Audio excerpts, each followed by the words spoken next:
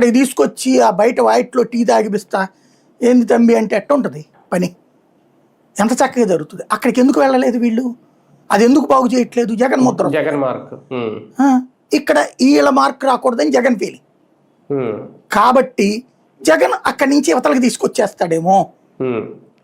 అప్పుడు వీళ్ళందరి income source అంతా అక్కడే ఉంది చుట్టూతా. ఆ 29 గ్రామాలు ఇప్పుడు కట్టుతున్న కొత్తగా తీసుకుంటున్న గ్రామాలు వీటి చుట్టూతానే ఉంది వీళ్ళ ఇన్కమ్ సోర్స్ అంతా.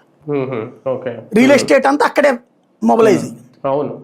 తేడా వచ్చిందంటే కనుక రియల్ ఎస్టేట్ ఇప్పటికే స్ట్రక్ అయిపోయింది క్రిందసారి జగన్ కొట్టింది కాబట్టి.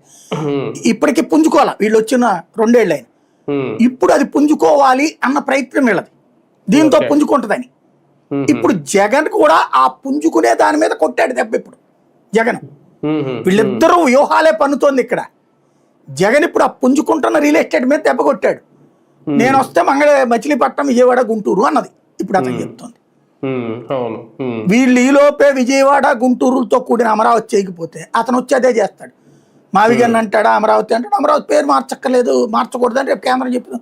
పోనీ అమరావతి అని ఉంచుతాడు, దాంట్లో మచిలీపట్నం యాడ్ చేయొద్దని కేంద్రం చెప్పదుగా. చేయకూడదనడానికి ఎవరికి హక్కు లేదు కదా.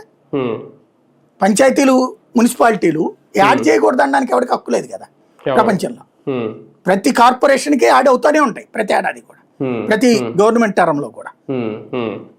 అలా కలుపుకుంటూ పోతాడు అతను. సరే, అది ఇక్కడ జరిగింది.